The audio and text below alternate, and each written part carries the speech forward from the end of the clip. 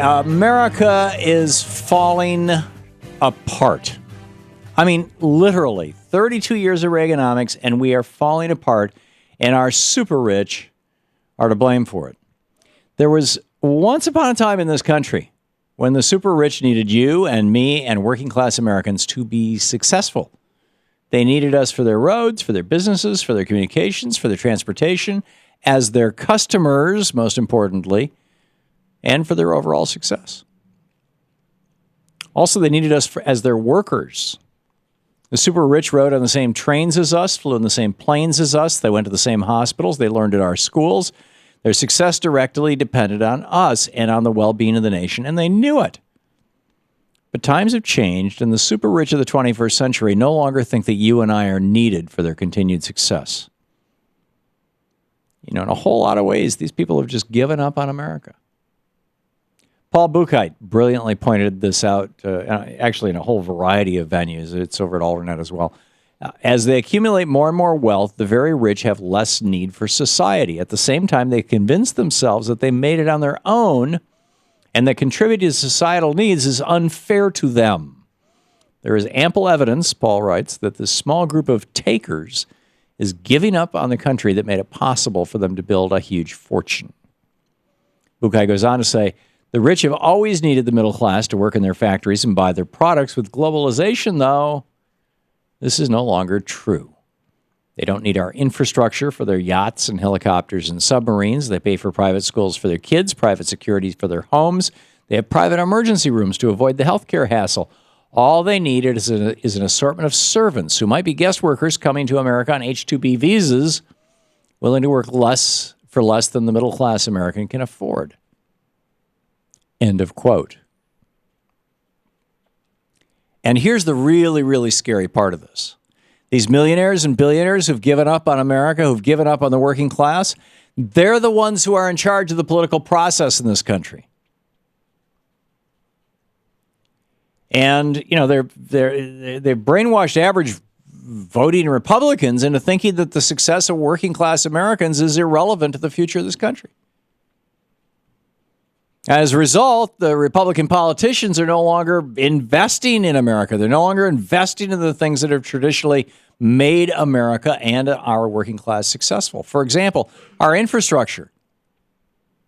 According to the American Society of Civil Engineers' annual report card on America's infrastructure, it's a mess. Our roads are falling apart. Our transportation systems are in turmoil. Our energy and electrical systems are stuck back in the 1900s. Non-defense related infrastructure spending was around $325 billion a year when George W. Bush set foot inside the White House. Today it's only $235 billion a year, $90 billion a year drop from when Bush took office.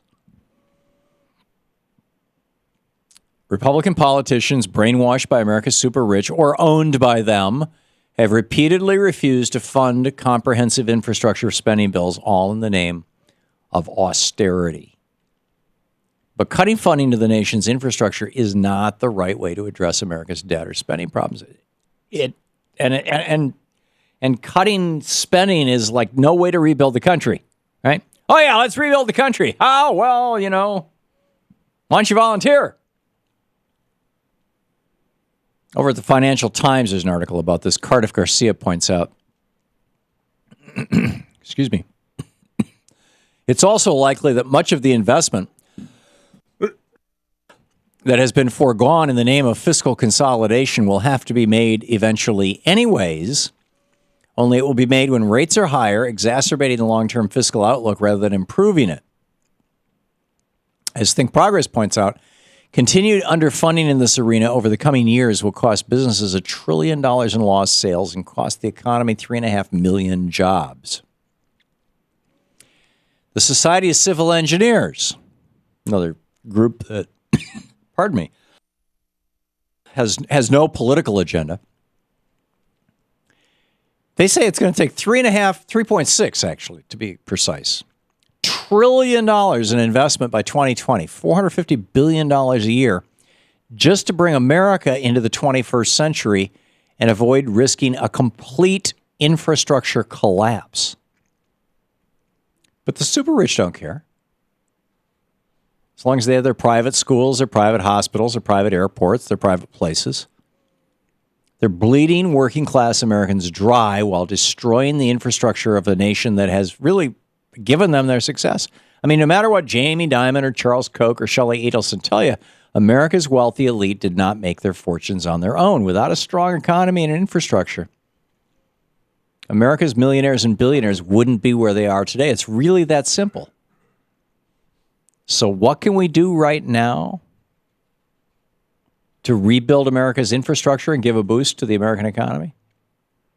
First, we got to bring an end to globalization.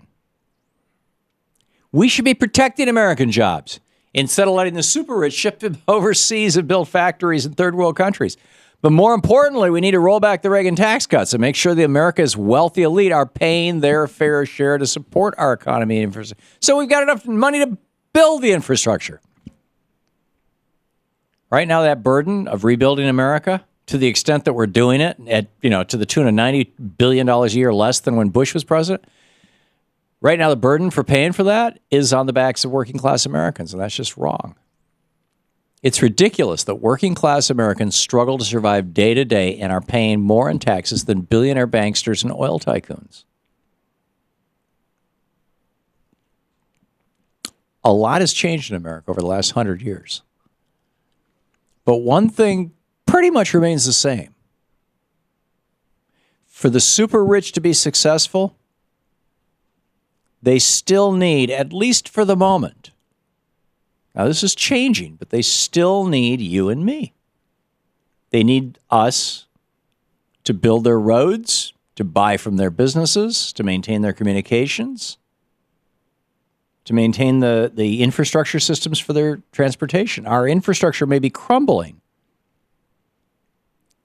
But frankly, I believe there's still time to get America back on the road to success because we're all in this together. So how do we do it? We say no to global free trade. We say no to globalization. We say, by the way, let me point out, this is the lesson that Europe is learning. I would predict that within 5 years, there will be no more euro. There'll still be a eurozone, but there won't be any more euro. Or there will be a euro, but it'll only be 4 or 5 countries. Because the euro is bankrupting a bunch of countries in Europe. Because it's like a free trade policy on steroids with the currency being regulated by basically Germany. Paul Krugman has an op-ed in today's New York Times in which he basically says, Germany's the problem with Europe. And they don't realize it. They're forcing austerity on everybody, but they won't accept it for themselves. Germany, you could say Germany has won World War II with the euro and the eurozone.